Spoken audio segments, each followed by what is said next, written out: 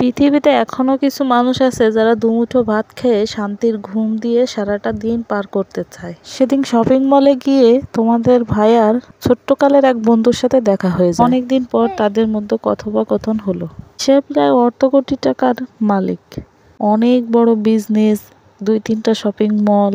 আমাদের সাথে কথা বলা অবস্থায় তার একজন কর্মচারী এসে বলল, স্যার, আমার পারিবারিকভাবে আমি খুব অসহায় আছি, আমাকে কিছু টাকা দেন স্যার, এই মুহূর্তে আমার পরিবার চালানো খুবই কষ্টদায়ক হয়ে যাচ্ছে। তখনই সে বলে উঠল, তোমার থেকে বড্ড অসহায় বর্তমানে আমি। তুমি তো একবেলা খেয়ে আর একবেলা না খেয়েও অনেক শান্তিতে আছো, যতটুকু শান্তি আমার জীবনে নাই। এই যে পুরো মার্কেটটা দেখছো, এর মধ্যে যতগুলো কর্মচারী আছে সব থেকে বেশি অভাবী আমি আছি। আমরা একটু থতমত খেয়ে গেলাম।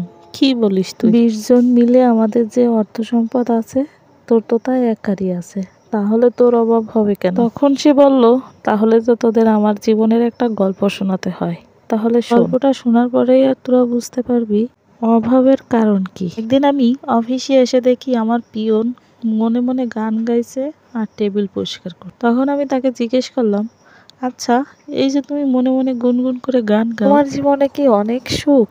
আর তুমি এত সুখী হতে পারো কিভাবে? তুমি তো সামান্য বেতন পাও, এদি তোমার সংসার চলে? পিয়ন বলে উঠলো, জি স্যার, আপনি যে বেতন দেন তা দিয়ে আল্লাহর রহমতে আমরা খেয়ে ফিরে অনেক ভালো আছি। তখন আমি জিজ্ঞেস করলাম, তোমাকে তো আমি সামান্য পরিমাণ বেতন দিই, ওটা দিয়ে বউ বাচ্চা নিয়ে তুমি কিভাবে চলো? তখন সে আমাকে বলল, স্যার, ওটা দিয়ে আল্লাহর রহমতে আমার সব দিক থেকে পরিপূর্ণভাবেই হয়ে যায়, কোনো সমস্যা হয় না। এরপর আমি ম্যানেজারকে এসে জিজ্ঞেস করলাম, আচ্ছা বলো তো, আমি পিয়নকে সামান্য পরিমাণ বেতন দিই, সেটা দিয়ে ও বউ বাচ্চা নিয়ে খেয়ে পরে আল্লাহর রহমতে অনেক ভালো আছে, আল্লাহ তো আমাকে অর্থ সম্পদ কম দেন, তারপরেও আমি এত অসুখী আর এত অভাবী কেন? ম্যানেজার বলল, স্যার, আপনি যদি এই রহস্য জানতে চান তাহলে তো আপনাকে অবশ্যই পিয়নের বেতনটা একটু বাড়িয়ে দিতে হবে, ওর প্রমোশন করিয়ে দেন। ঠিক যেই কথা সেই কাজ, পিয়নকে প্রমোশন করে তার বেতনটা বাড়িয়ে দেওয়া হলো।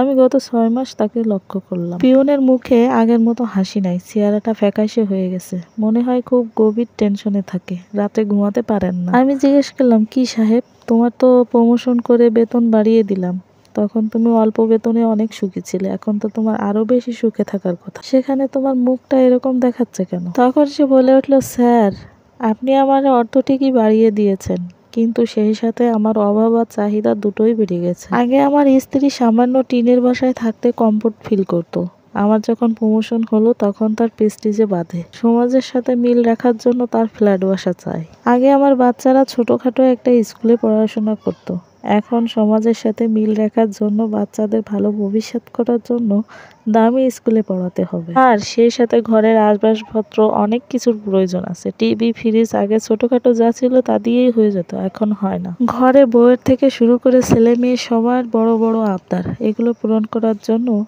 আমি মাঝে টিউশনিও নিয়ে নিলাম চাকরির পাশাপাশি। থেকে আমি বুঝতে পেরেছি, স্যার, আগে আপনার অল্প টাকার বেতনে আমার বউ বাচ্চা সবাই খুশি ছিল, আমার সংসারটা সুখের ছিল, এখন আপনি আমার অর্থ বাড়িয়ে দিলেও স্যার আমার চাহিদা সেই সাথে দ্বিগুণ বেড়ে গেছে। এই কথাটা শোনার পরে বুঝতে পারলাম, পৃথিবীতে যার সম্পদ বেশি তার চাহিদাও অনেক বেশি, তাই অল্প আয় আর অল্প চাহিদার মধ্যে দিয়েই জীবন অনেক সুখের হয়। ভালো থাকবেন সবাই।